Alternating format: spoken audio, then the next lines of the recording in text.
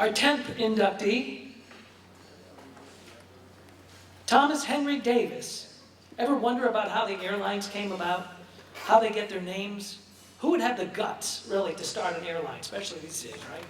This inductee had the guts and the business sense and the forward thinking of what an airline could be. Presented tonight by retired Piedmont Airlines pilot Jim Zazas.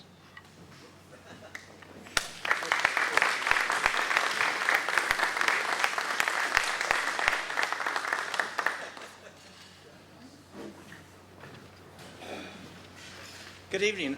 Good evening. I'm honored to be here tonight. I'm going to share some insights about Thomas Henry Davis as an airline founder, the perfect consummate aviator, and also airline executive. Thomas H. Davis was born in Winston-Salem, North Carolina, March 15, 1918, to Egbert and Annie Davis. As a child, Tom Davis was fascinated by flying. When Charles Lindbergh visited Winston-Salem shortly after his transatlantic flight in May 1927, Tom Davis built a model of the Spirit of St. Louis. He was enamored with flying. Flying was now in his blood. By the time he was in high school, Tom Davis convinced his father to help pay for his flying lessons. On January 29, 1934, Tom Davis was 16 years old when he made his first solo flight in a Taylor E-2 Cub. The tiny airplane had a fabric-covered shell, 2 seats, and a 37 horsepower engine. And if I'm not mistaken, is that the airplane that he has now, that the family possesses now? The same airplane. Tom Davis attended private and public schools both in Winston-Salem and Richmond, Virginia. And he received his college education at the University of Arizona, where he gave flying lessons to private students. He quit college after spending the summer of 1939 back in Winston-Salem selling small planes for Camel City Flying Services, a company that was owned by L. McGinnis, his former flight instructor. In 1940, just a year after joining Camel City Flying Service, Piedmont Aviation was born. Tom Davis became the vice president, treasurer, director, and the principal stockholder of the company. He changed the name to Piedmont Aviation Incorporated. Tom Davis soon established 17 dealerships throughout the state, and in his first year, he sold more than 100 aircraft, more than all the other competitors combined in North Carolina. At the same time, the overhaul and maintenance shops were expanded, and in 1941, Piedmont became the first fully certified Civil Aeronautics Administration approved aircraft and engine overhaul shop between Washington, D.C. and Atlanta, Georgia. Mr. Davis was known for walking through his company's repair shops, asking his mechanics if all was fine and how they were doing. In June 1943, when he was only 25 years old, Tom Davis was elected president, treasurer, and a director of Piedmont Aviation Incorporated. Concurrently, the governor of North Carolina appointed him to the North Carolina Aeronautics Commission. During World War II, Piedmont operated schools in Winston-Salem and Greensboro and provided extensive flight and ground training programs for the military. In addition, the State Department elected Piedmont to provide flight training programs for Central and South American students. At the end of the war, Tom Davis was concerned about providing his sizable staff with jobs. So he applied to the Civil Aeronautics Board for several local service airline routes. 15 applicants applied for the routes in the Mid-Atlantic area, but Piedmont was the only one selected. In 1947, Piedmont Airlines, a division of Piedmont Aviation Incorporated, was formed. Then on February 20th, 1948, the first commercial flight, flight number 41, taxied onto the runway at Wilmington, North Carolina for its 7:05 a.m. departure with Tom Davis on board. The aircraft made stops in Pinehurst, Charlotte, Asheville, Tri-Cities, and Lexington, Kentucky before terminating in Cincinnati, Ohio. The company grew steadily over the years and became a leading carrier in the airline industry. In 1981, Tom Davis was elected chairman of the board and chief executive officer of Piedmont, serving in that capacity until his retirement in 1983 when he became chairman of the executive committee. By the time the company merged in 1989 with US Air, now US Airways, now called US Airways, Piedmont had approximately 21,500 employees with annual revenues of $2.5 billion. After his retirement, Tom Davis continued to fly until 1998, logging more than 16,000 hours of flight time in numerous types of aircraft, from his original Taylor E-2 Cub, which he restored, to sailplanes and numerous other general aviation aircraft. But now that we've covered the better-known milestones of Tom Davis's life, let's look for a moment at some aspects of his amazing life that aren't well known. Tom Davis's top priorities were his customers and his employees. That showed in everything he did and with every decision and move that he made.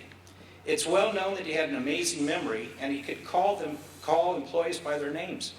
Most people didn't know how he did it. Well, we're going to learn how. Tom Davis carried a little small black notebook with him that he kept in his pocket. When he would enter a station, he would greet the people he knew, and for those that he met the first time, he would take out his little book and write a brief description. Example, John, tall, red hair. The next time he visited, he would pull out the notebook, check it, and when he walked in, he'd say, "Hey there, John," much to John's astonishment. One night in Fayetteville, a gate agent checked Mr. Davis and Mr. Davis onto a flight for Winston-Salem. As luck would have it, the flight was overbooked and they were short 2 seats. After taking a deep breath and boarding the flight, the agent approached Mr. Davis and told him that there were 2 seats short. The agent said he was scared to death. Mr. Davis immediately grabbed Mrs. Davis's arm and they exited the flight, freeing up the 2 needed seats. He went to a rental car account and they drove home. A few weeks later, Mr. Davis was back in Fayetteville and the agent saw him approaching. Again, he was filled with dread. Mr. Davis greeted him warmly with a big smile and, of course, called him by his name. The agent began to apologize for removing him from the flight, a few weeks earlier. Mr. Davis told me he was scared to death, or the agent told me he was scared to death that he was afraid to get fired. Mr. Davis smiled and said, "The only reason you'd get fired is if you hadn't asked me to get off the airplane. Our customers always come first." Tom Davis was notoriously frugal. Frugal is quite different from cheap. Tom Davis wasn't cheap. He was a businessman and he knew the value of a dollar. In the early days of Piedmont Airlines, station agents would often use pencils that were sharpened down to the eraser. Old ticket jackets were used for note paper. They would never throw away paper clips. They weren't allowed to order anything new until they were 100% out. Tom Davis never asked his employees to do anything that he wouldn't do himself. When they needed to get the DC-3 to Wilmington, North Carolina for the first flight in 1948, who flew it there? Tom Davis. He flew it there the night before. When Piedmont purchased 8 Fokker F-27s in 1958, it was at the time the largest order for new aircraft by any local service airline. Mr. Davis took such interest in the new airplane that he insisted on flying himself before committing to a purchase. When they got up in the air, Tom Davis took over the controls and he really wrung the airplane out. He scared the hell out of me, according to the chief pilot. Here's a story of the kind of man that he was. On one foggy night, a flight was heading into Hickory, North Carolina, and the pilot was having trouble finding the airport. He eventually saw the runway lights and landed the plane safely. Just one problem. He landed in Statesville, North Carolina. The airports were located in close proximity to one another, and the pilot picked the wrong airport. It was a huge embarrassment and a major mistake. The pilot realized the mistake, and before he could make an announcement to his passengers, there was a knock on the cockpit door. It was Mr. Davis. He was a passenger on the flight. Mr. Davis began with, "What's the matter, boys?" Of course, he wasn't happy, but the pilot wasn't fired. Mr. Davis was tough, but he was very fair. Mr. Davis fostered a family-like atmosphere within the airline. Everybody loved working for Piedmont Airlines, and they loved working for Mr. Tom Davis. And they took great pride in being a part of the Piedmont Airlines family. And to show you how much his employees loved him, the story of them gifting him a Mercedes automobile for his retirement is well known.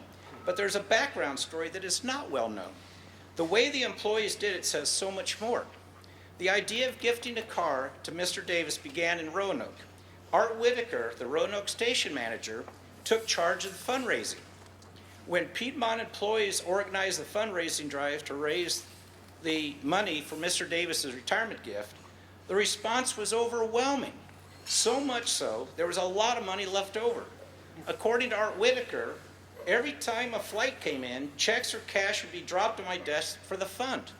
In less than 3 weeks, over $51,500, that's $1983, was collected, and it paid for the Mercedes, the sales tax, the car insurance premium for a year, and 4 custom floor mats bearing the initials THD. That left $12,000. That's when the idea surfaced to set up a scholarship in Mr. Davis's name at Wake Forest University, where he was a member of the Board of Trustees.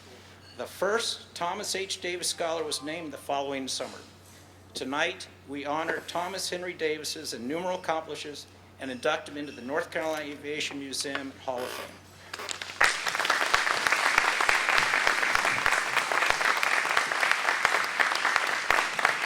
Have a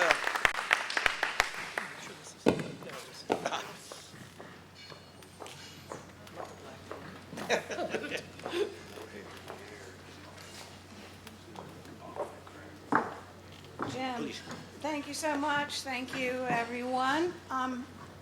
Daddy would be embarrassed to be honored, but he would be so thrilled to be part of this illustrious group.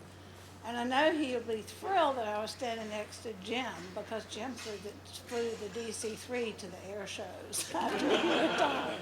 Thanks, Jim.